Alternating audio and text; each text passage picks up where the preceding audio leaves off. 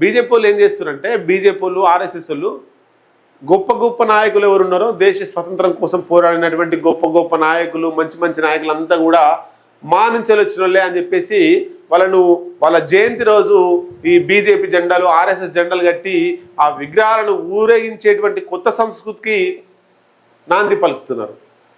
శివాజీకి బీజేపీకి సంబంధమే లేదు.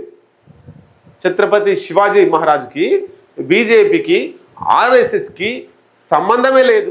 అయినా ఛత్రపతి శివాజీ మా ఆర్ఎస్ఎస్ భావజాలం గల వ్యక్తి, మా బీజేపీ భావజాలం గల వ్యక్తి అని చెప్పి చెప్పుకుంటారు.